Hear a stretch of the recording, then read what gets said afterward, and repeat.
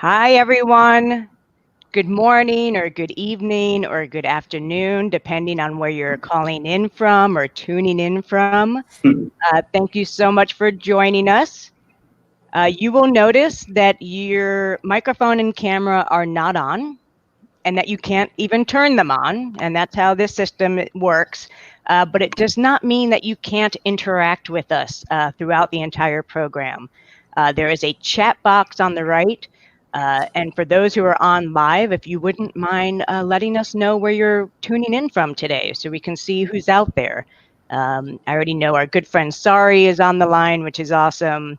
So just type in where you're tuning in from, city, country, state, what have you. Um, there is also a question tab at the bottom of your screen where you can ask questions throughout the program. We will be taking participant questions towards the end of the interview, but you can put them in there at any time. You have the opportunity to upvote other people's questions or add comments onto someone's question. So feel free to use that at any time, and certainly we will pause to get more questions towards the end of the interview. So Mike, coming in from New Bedford, Massachusetts, welcome. I think I was in New Bedford recently, New Bedford Whaling Museum. I was at last month. It was very, very cool. Sorry, are you calling in from Indonesia, I'm assuming? I'm just going to assume that's a yes. Well, great. People are continuing to join us. Amanda from Maryland, thank you for being here. It is an early start for folks in the US, and that's because our guest today is calling in from Cebu in the Philippines, and it's 8 p.m. for you, Fel? Yeah, so we have a 12-hour time difference here, so this seemed to be the one that worked out best for both of us. Oh, someone coming in from China. That's awesome. Wow, so it's an international interview happening right now. So maybe 8 a.m. is a good time here for this. Oh, and from Aruba. Oh, what an exciting group. Thank you all for being here. So I'm super excited for this interview. I do a series called Innovations in Conservation, which is now officially a series since this is my third one. I don't know that it could technically be called a series before that. And this chance I get to interview a really good friend of mine, Fel. Fel and I work together at Rare, but we are more than colleagues. We are longtime friends. We've known each other for it's at least over 6 years. I'm not exactly sure the number at this point. And I'm really, really excited to have a chance to talk to someone that I know very well. And that should keep it fun and interesting and hopefully free from embarrassing stories, which maybe Phil, that can be something I ask of you to keep it free from embarrassing stories. But let me actually turn it over to Fel to introduce himself and the work that he does at Rare. Thank you, Brooke. So, good day, everyone. My name is Fel Cadiz. I am currently the Director for Behavior Adoption and Training at Rare. My work in Rare mainly focuses on two things. First, inspiring change so that individuals, groups, and communities do good. Secondly, build the capacities of these individuals, groups, and communities to overcome barriers for them to do the behavior. We in Rare believe that positive changes happens, nature benefits. So in Rare, we use the art and science of social marketing and behavior change to affect pro-social behavior. We employ various means of promotion, from engaging audiences via social media, big social events for people to rally behind the conservation cause, or work person by person. In the Philippines, where I am based, my team works with site partners to identify issues affecting coastal and fisheries resources. finding audience-centered solutions, testing them, and adaptively learn so that we can scale it to other communities. These solutions often work with the idea of a rallying figure, which is the mascot, which is oftentimes a unique species, a remarkable geographic feature, or a unique piece of history. This is where our work with flagship species come in. In each campaign is unique, so therefore each campaign has its own mascot. So I think that's a bit of introduction on my end. Right. Thank you, Fel. And Fel and I had a check-in call earlier this week. I'm trying to pull up my screen again. Let's see here. So we had a check-in call earlier this week where Fel made a comment about my promo image for this interview, featuring a somewhat professional headshot of me and a silly photo of Fel wearing a mascot. And he felt rightfully so that was a little unfair. And I don't disagree. So to even the score a bit, I'm sharing a photo of me wearing a mascot. And granted, you can't totally see that it's me, but I've zoomed in on that costume, and I can tell it's my eyes and the bridge of my nose. And this is actually a Mongolian gazelle mascot that was created for a project I worked on in the eastern steppe of Mongolia. That was, working on sustainable hunting. So, this is evening the score of what it means to wear a mascot, which typically is not all that comfortable, right, Phil? They're kind of hot and not easy to move in. So, a salute and a shout out to all the mascot wearers out there. You're doing a hard job, and we appreciate all the energy you put into it. As we kick off the interview, I'm going to ask everyone to fill out a poll, which you should see at the bottom of your screen. These are not hard questions. The first question is, does your conservation program have a mascot? Yes or no? All right, we see the votes coming in, mainly no. If you do have one, is it a human?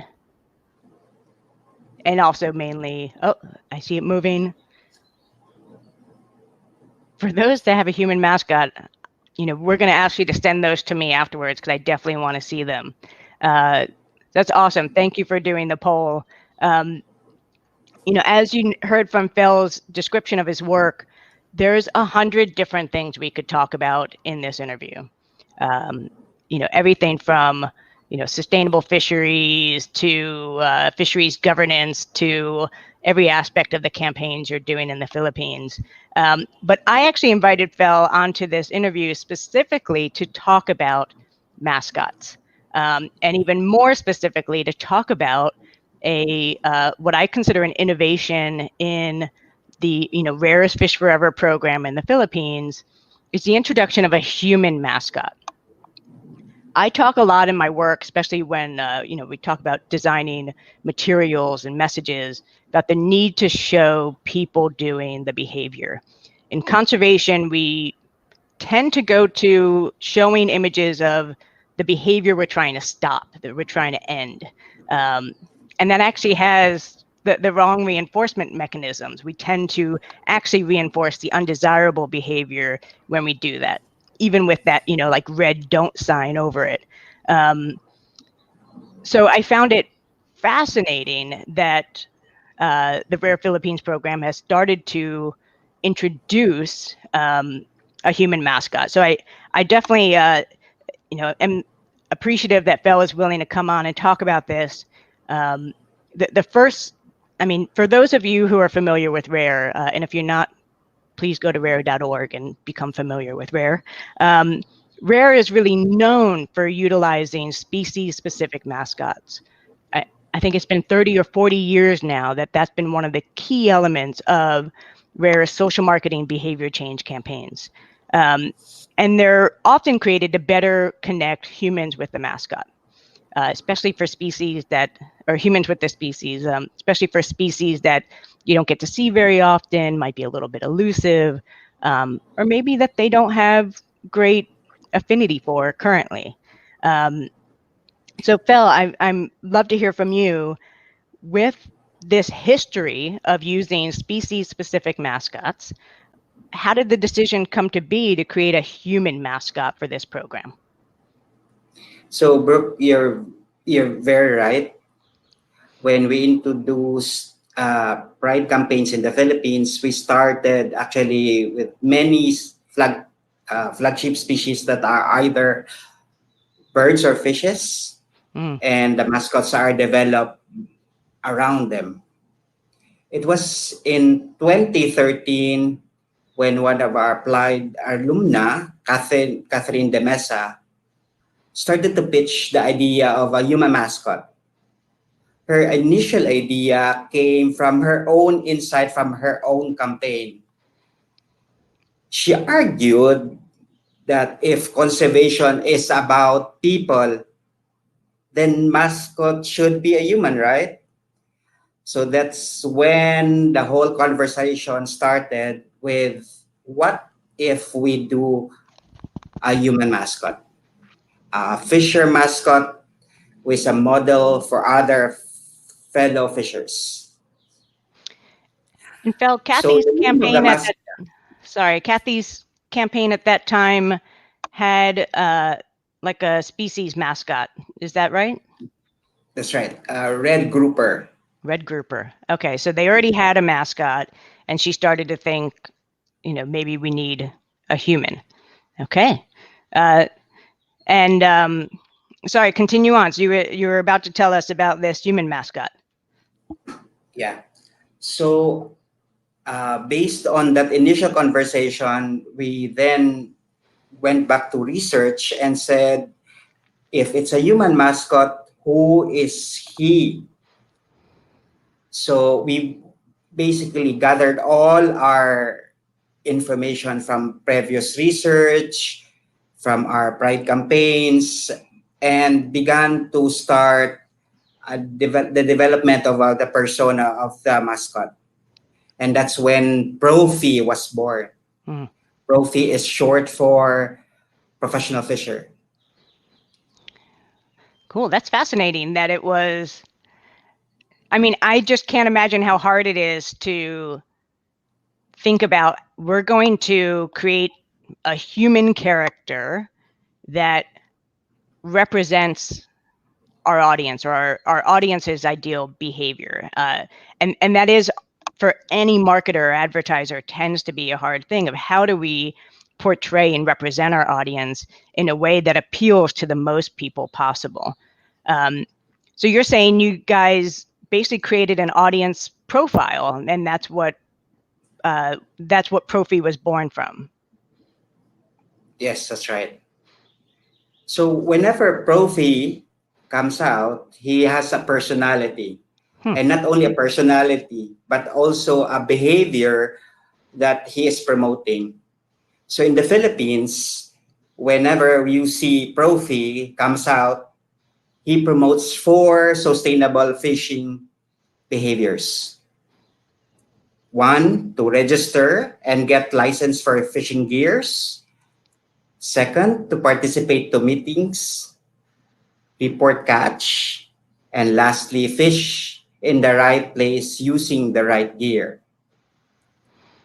So these are the four behaviors that our mascot, Profi, is promoting. And he is the role model. Awesome. Now you have some photos to share with us. Is that right? Cool. And So, hopefully there won't be too many technical issues, but I think you have a share screen button on top. okay, let me show Profi in action.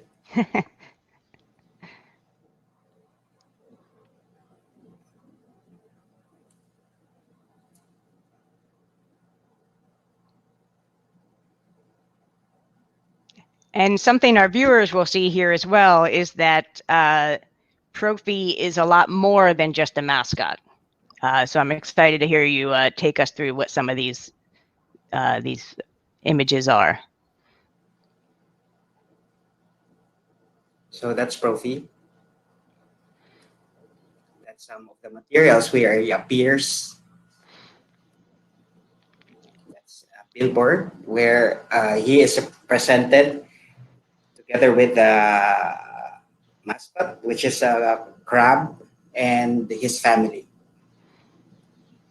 And that's him in a mural. And that's him in the company of people that are helping promote that behavior.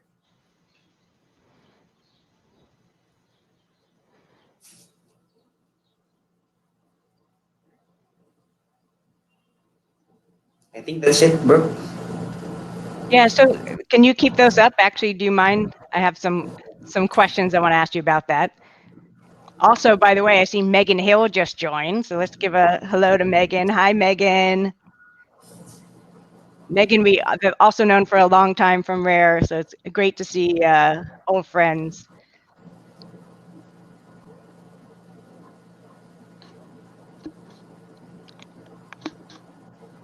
Fel, are you able to pull up those photos again?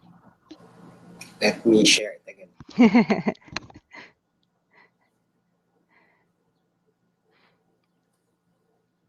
And your mascots are created like actually, made in the Philippines? That's right.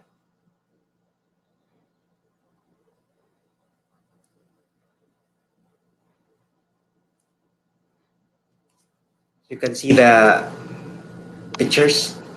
Yes. So great. So this is the first one. And this is one that I also used in the promotion, so people have probably seen this. Can you go to the next slide? So this is a poster and a calendar. That's right. So Um, the other one mhm. is actually a promotional campaign on a professional fisher award. Yeah, and it's actually calling for people to identify professional fishers in their community.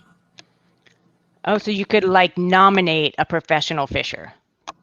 That's right. And so that sounds like in addition to someone kind of demonstrating what the behavior is or mascot is, it's also creating a new almost standard of what I'm going to use air quotes, like what a good fisher is and who a good fisher is. That's right. Um, and so the last photo you showed, is that a winner of the Profi Award? That's right. That's a very recent event here where we awarded six profis in one municipality, and they are holding the Profi Award. Wow. That's awesome. And how, what was the reception or reaction of winning this award from them? Well, it's really creating a sense of pride, and really the community is really supporting this movement around fishers doing the right behavior. So it's getting a lot of attention and traction.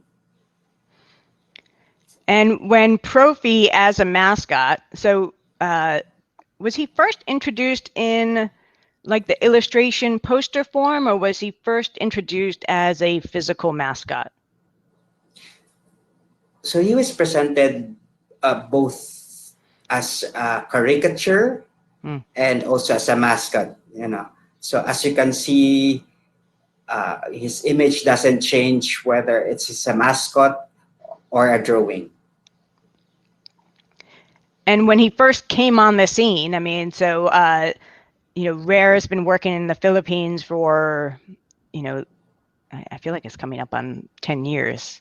I don't know if it's quite been that long, but maybe Close to 10 years. close to 10 years. And there's, certainly the norm has been species specific mascots. And I say that knowing that humans are also a species, but I'm just, I'm talking like, animal species, fish species, mascot.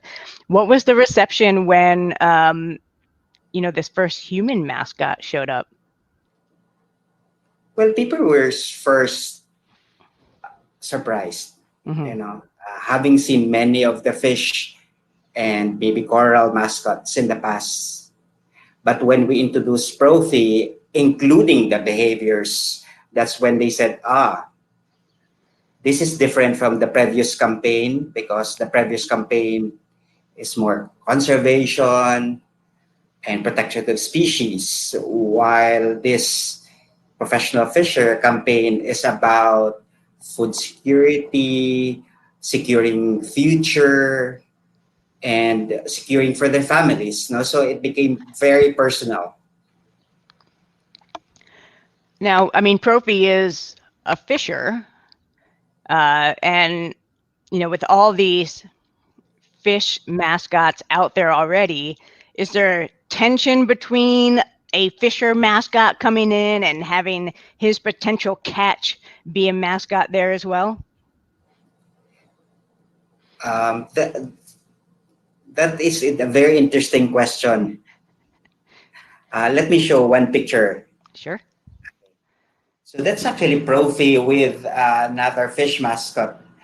So in communities where we use these mascots, they are actually seen as Profi and friends, while Profi promotes the four behaviors.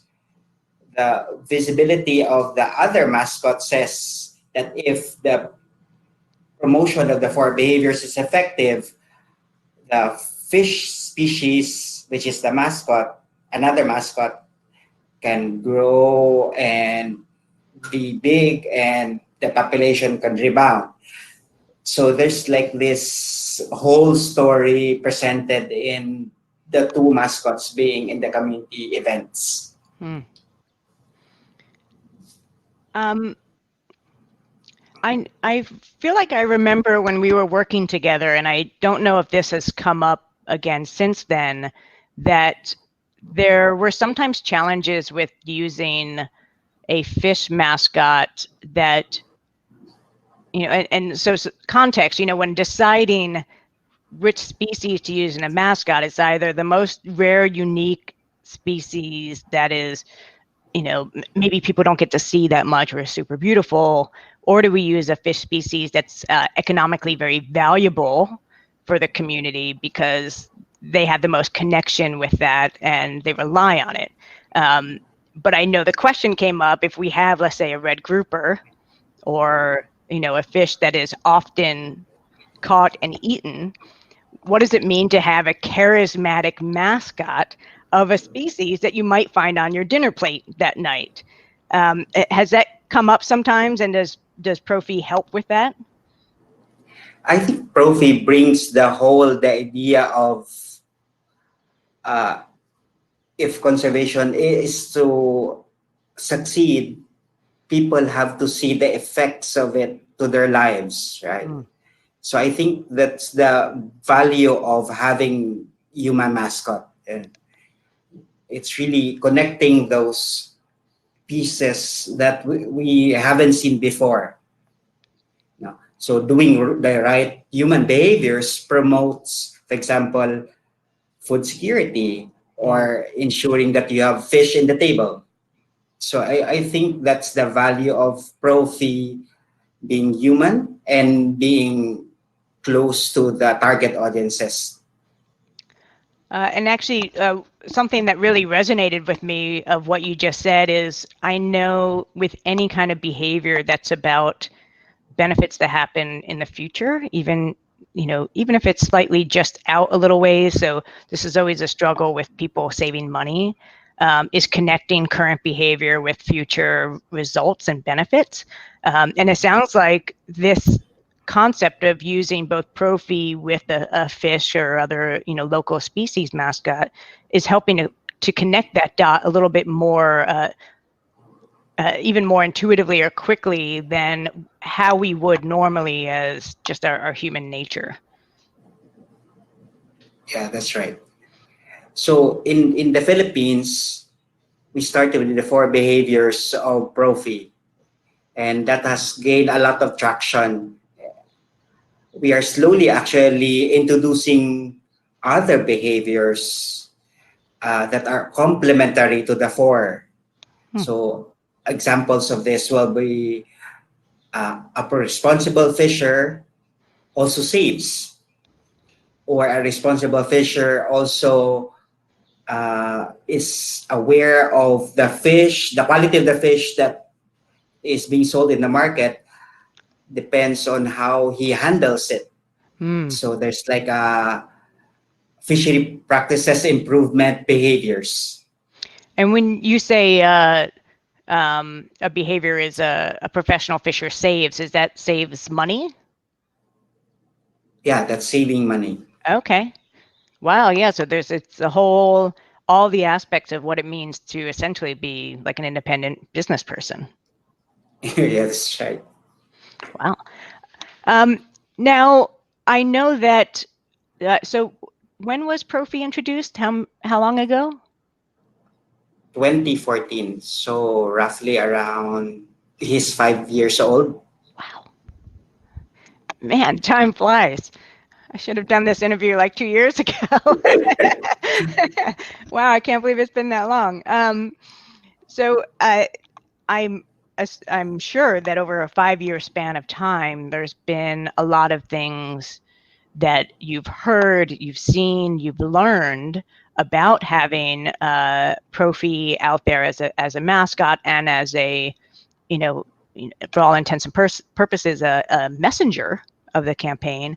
What are some of the things that were like surprising to you as learnings, and even then some adaptations you've had to make along the way and are still looking to make? Yeah, so as you mentioned, Brooke, there's been a years of campaigning, and our campaign needs to be iterative. So one of the customizations that we did was introducing actually a female trophy, Mm. because we realized that women have a very special role in fisheries management, and women are also fishers. So we needed to represent it. So we have not come up with a female mascot, but we did include female trophies in our designs and posters. Let me show one example. Yes, please. I'll make this screen a little bit larger. There. So in this, sino ang profi sa iyong buhay, which translates to who is profi in your life. Mm. As for male and female profis, so that's one of the adaptations that we included in the program. There's another, I think, adaptation that is note worthy to mention. And I think this is where we introduce the concept of the family also supporting the profi behaviors. In catch reporting example, we found out that it's not the fisher only which is reporting the catch. The whole family is involved. Hmm. So we included actually kids and wives that are often helping the fisher doing catch reporting. And you said technology is a driver of that family change. Is that right? That's right. Can you So say we a bit more constantly about that? learn from our campaigns.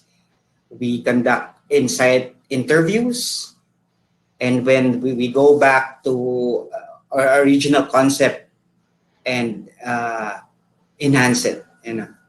So I think the key here is listening to our target audiences and their response to the campaign.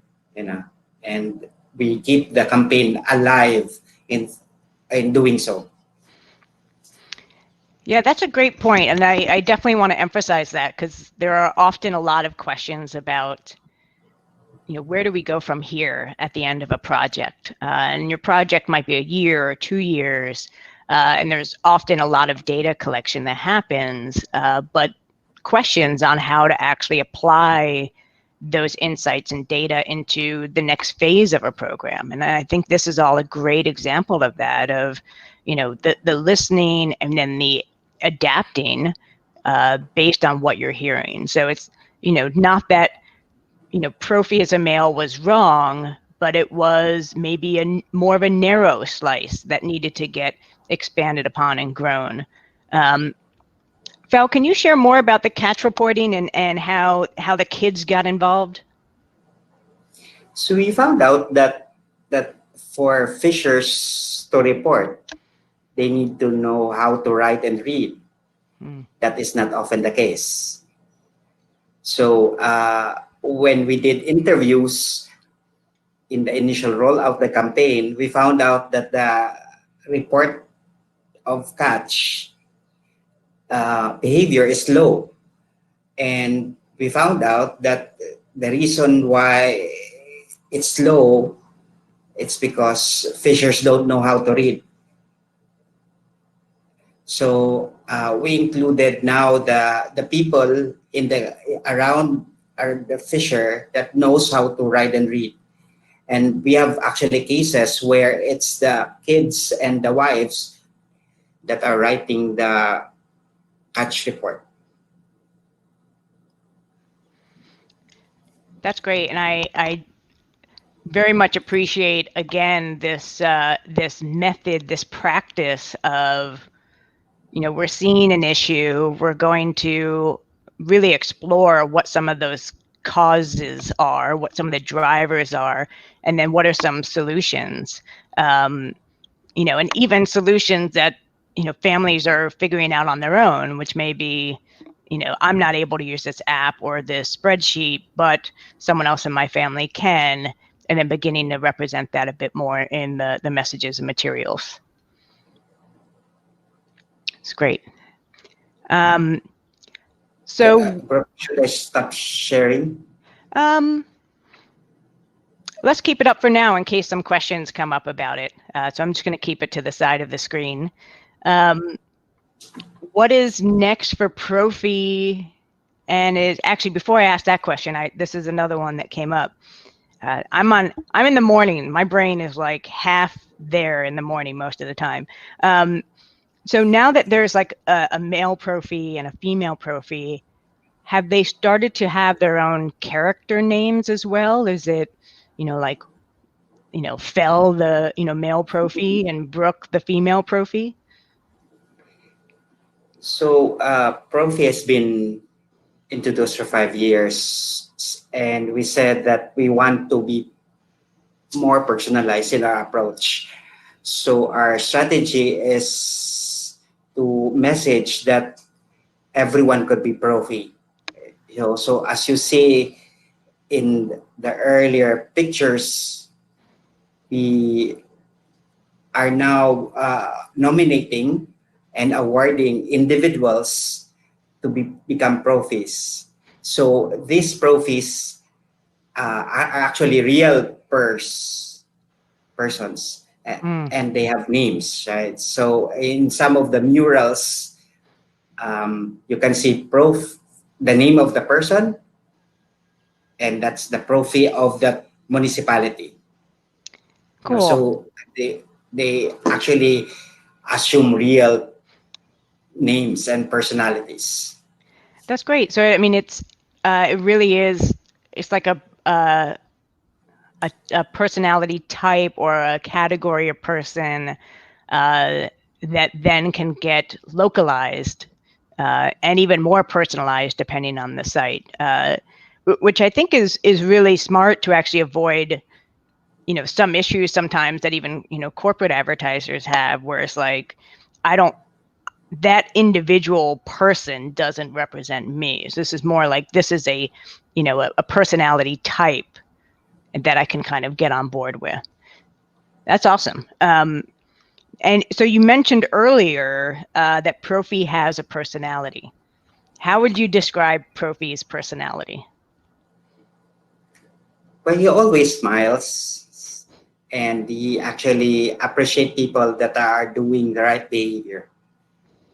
He is always presented with friends, Mm, which are often fish mascots, and he's a jolly person.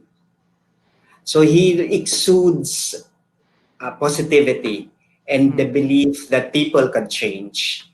You know, awesome. so he's also presented as youthful. So we actually want people to say that if you're doing the right behavior, you will look good. Some people actually comment that the Profi is a bit white, you know. Mm, And I think it also feeds to that aspiration that in the Philippines, that being young and smiling and someone who's close to the family, a family person, is can be a Profi, right? Yeah. mm. Is there any chance of a Jollibee Profi like mashup? For those who don't know, Jollibee is it's a huge fast food chain. You know, I mean, McDonald's is also in the Philippines, but it's basically like the Philippines McDonald's that has a bee mascot, the Jollibee bee mascot. Any chance of a maybe a music video or some kind of mashup with those two? We are think about it, but eventually, yeah. In some of the events, actually, some of the commercial mascots are actually joined by Profi, you know. Oh, cool. and and I think that's that unique thing about Profi is he's not just a mascot. He represents a sector within Philippine society that contributes to our economy. You know? So I think that's the unique position of Profi along the other mascots. Wow. Yeah, that's a super fascinating point, and it's interesting that that's manifesting that way. That's very cool. Um, so what else is next for Profi other than maybe this Jollibee mashup? So with the help of the Center for the Environment, Behavior in the Environment, which is based in our rare Arlington, we are actually doing research whether the Profi identity is global, you know. Mm, So we are trying to research who is the fisher in Mozambique, who is the fisher in Indonesia, who's the fisher in Belize, you know. mm. And with the idea of coming up with a global mascot and a brand that represents fishers. Wow, that's exciting. So Profi may go international. All right. So, folks tuned in, who knows, you may see a Profi near you in the not too distant future, which could be exciting. Um, so we're going to head to questions from the viewers. I do just want to call out that we had some comments in the chat box. So Kath loved the reward idea. I think that's just a great way of connecting kind of our ideal behaviors with those who are actually demonstrating the behaviors. Great way to localize it. Sorry brought up an interesting fact about literacy in the catch report. There's been some similar evidence in parts of Indonesia where the kids were helping with the report. And that's both because of literacy, but also I know some catch reporting is being done through apps on smartphones. And, kids these days, they know how to use those devices. So those are a lot of reasons why multiple members of the family are joining the effort. So we do have some questions here. Fel, are you ready for questions? Sure. More questions? Yeah. So should I stop sharing, Brooke? Sure. I can actually close that out. I'm going to do that, and then it's just our two faces here. So the first question here, you touched on this a little bit, but it would be great to hear more. What was the first reaction of the fisher when they saw Profi? It's a great question. Good question. Profi is seen as another fisher, right? And I think when we first introduced him, he was presented as a responsible fisher. So people saw themselves in that character. They may actually be measuring themselves against Profi, because if Profi is the model fisher, then how far am I or them who's looking at Profi is close to be a Profi.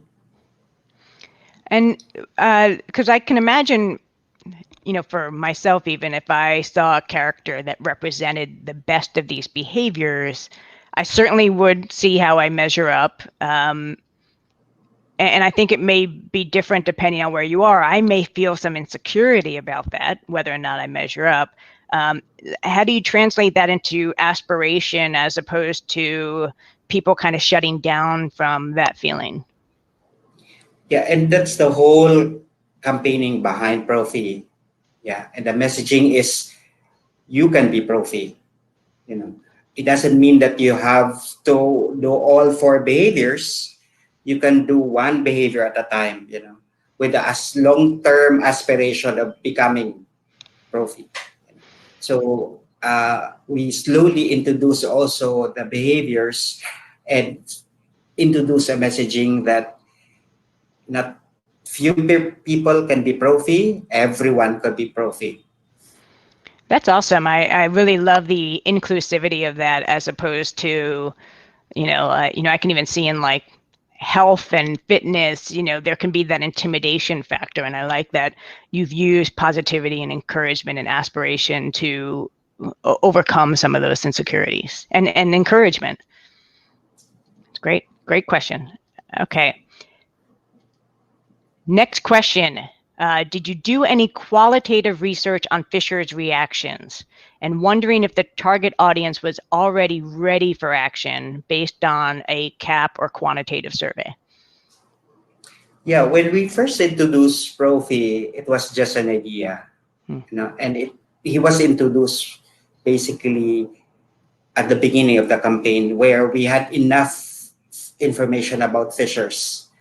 We were able also to do a post assessment in terms of how effective Profi was. No?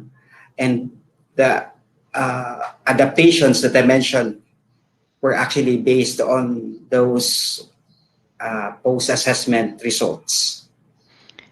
Was Profi pre-tested before he was put into materials and mascot?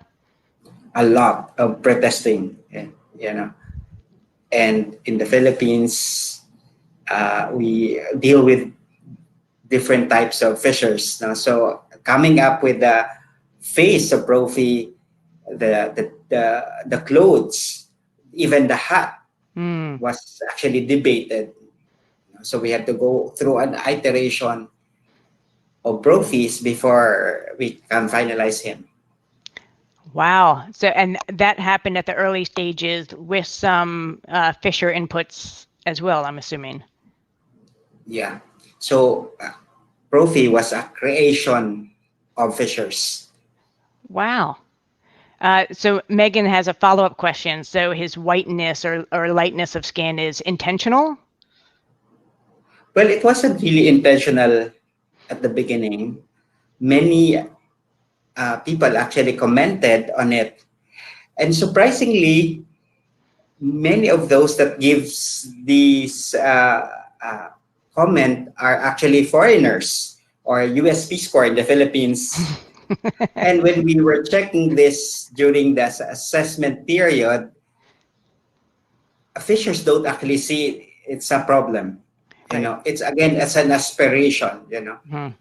And I think in the Philippines, we wanted to present actually a fisher that actually everyone aspires for.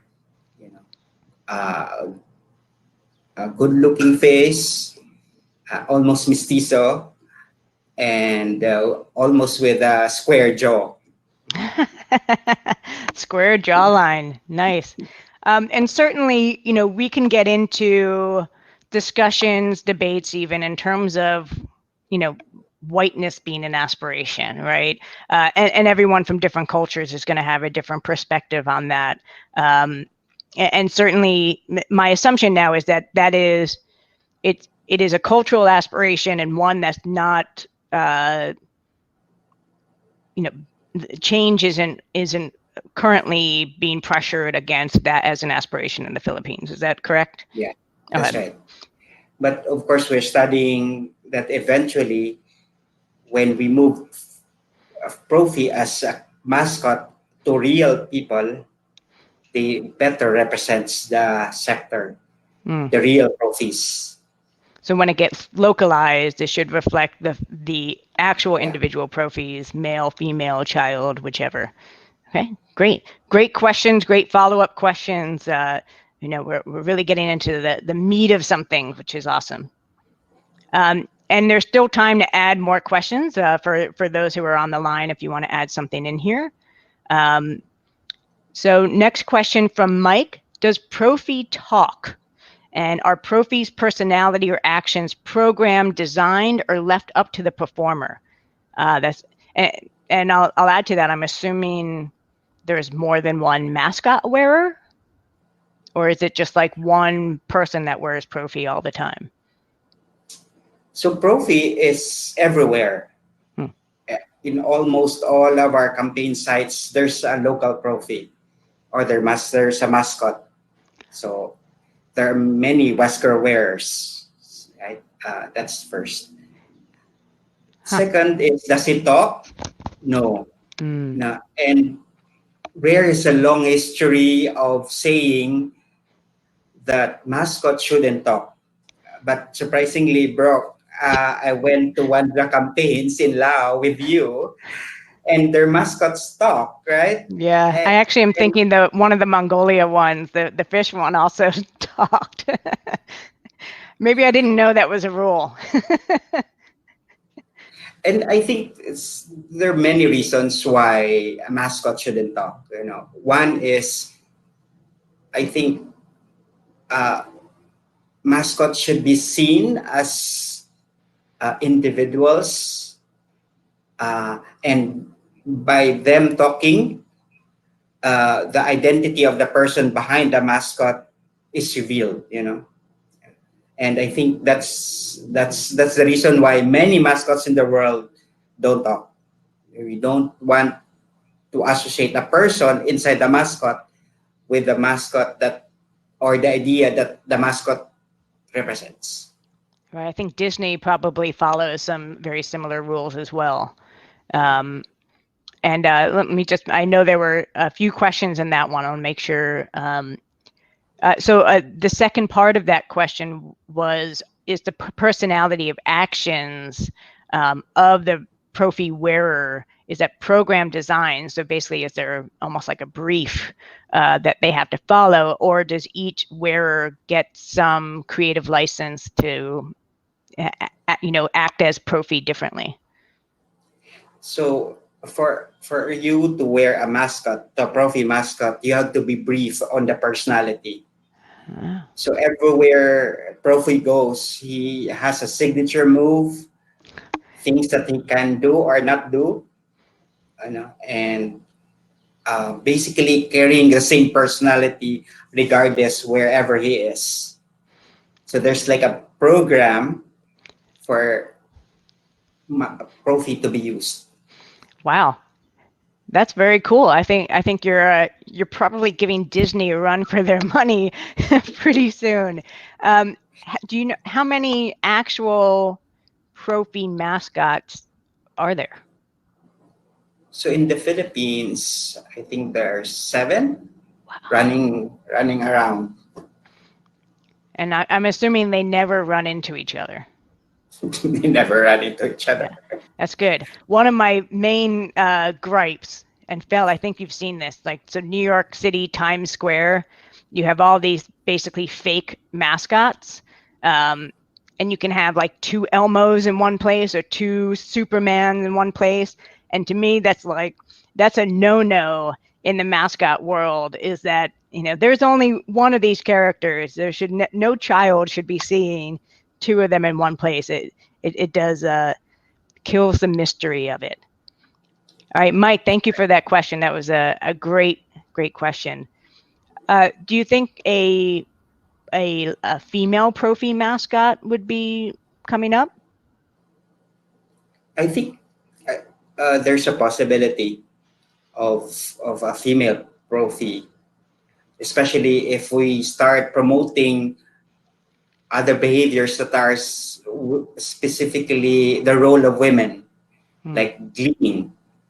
So responsible gleaning could be a behavior demonstrated by the female profi. Right, fascinating. Now you said that Profi has like signature moves. Are those dance moves or just actions?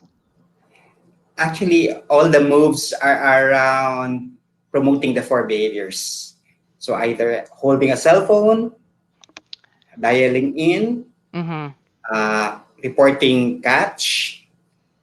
So those are the signature moves. They revolve around the four behaviors. I feel like I have like a ulterior motive here of how do we get a dance music video happening of Profi and friends happening. And it's actually reminded me of was it Philippines 2 graduation or closing ceremony? We had all the mascots together and had like essentially a dance party. And I should have pulled out the video for that. It would have been awesome. Maybe I'll post that as a follow-up if I can find it. And Fel, if you have it, please send me the link to it.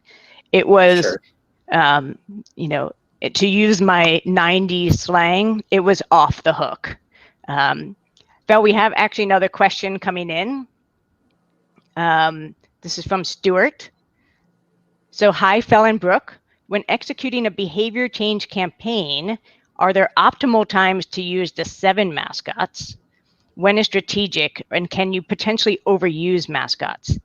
And do you have any data on campaigns who have used, not used, and overused mascots?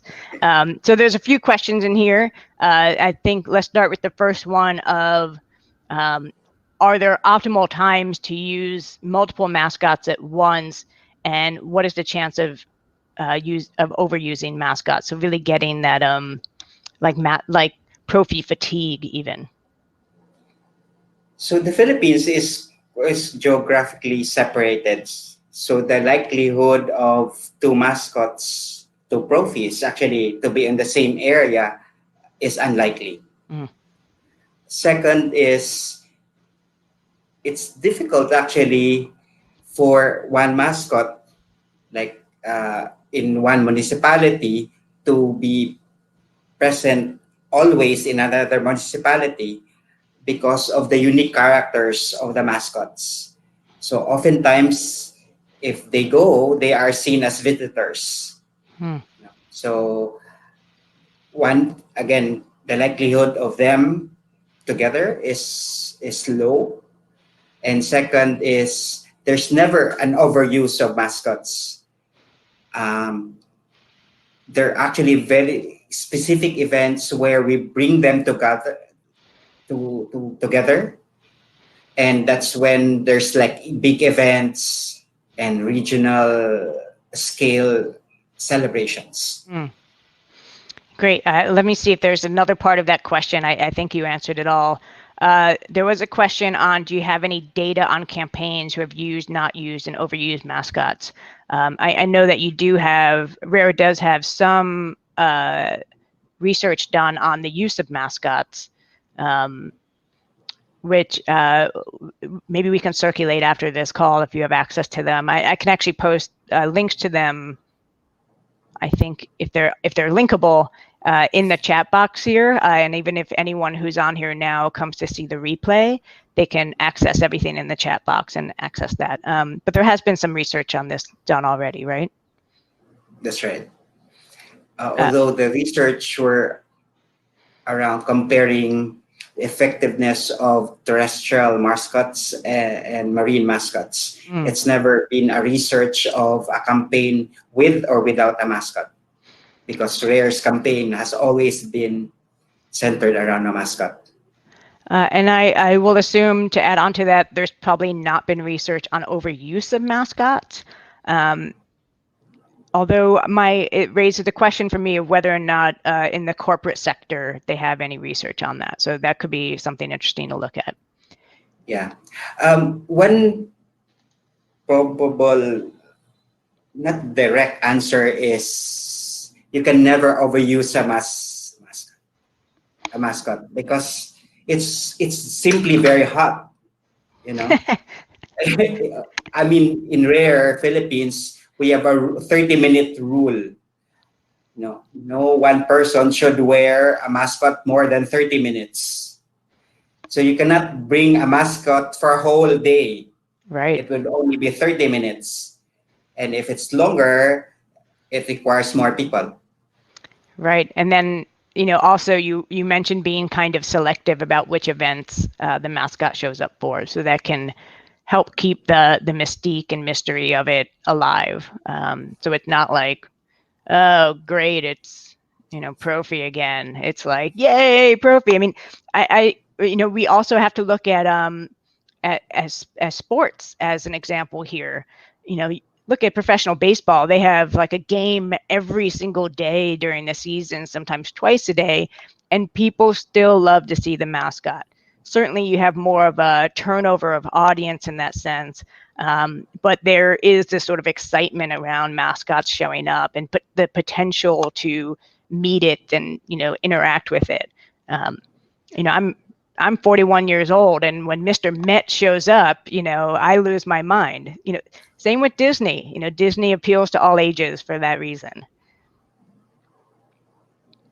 So Megan added here, it's probably more of a risk of a poorly conceptualized mascot or one that's poorly made. Yeah, I think that's certainly an accurate point there. Beth, would you agree? That's right. In rare, it takes a long time to produce a mascot. So I think there should be due diligence and research when you decide to make a mascot. And Mike added, his eyes have been open to the complexity and possibilities of mascots. Great. That's why we do these things. Yay. Fel, one last question before we close up. This one comes from Sari. She said, this is so exciting. What was your biggest challenge in the conceptual phase and implementation phase of using the human mascot, and how did you address them? I think the biggest challenge when we introduce the human mascot is bringing that personality of a human mascot as charismatic as animals. So you really have to build the profile of that mascot to be charismatic. And, I can build a human mascot tomorrow, but it will take probably a long time for people to love that. And I think that was a challenge for us in the beginning. Yeah, I can see, the barriers for that, essentially that affinity or creating that affinity be a lot higher because, humans to humans, there's some initial wariness. We're kind of, maybe a little bit skeptical.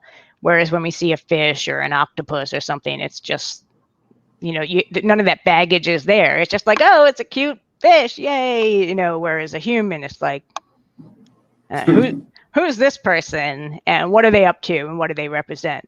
And that's a great point. So did the personality kind of evolve over time, or was it, you knew a lot going into it and felt pretty confident on it? And that's where I think the good research come in. We knew exactly who are the target audience of our mascots. And we have a long history of using mascots, and that influence in the development of the Profi strategy.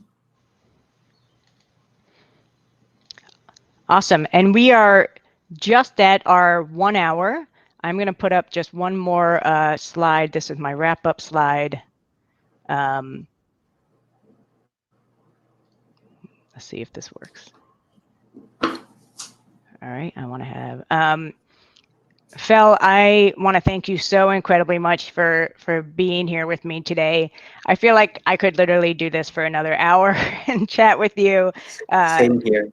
Of course, you know, we're friends, and that's why what makes it easy and fun to do things like this. And thank you for everyone who joined. I know you're joining in your early mornings or your late evenings, and it's great to have you here. The replay will be available at the same link immediately after we're done. Let's give it a minute or two, but essentially it's immediate.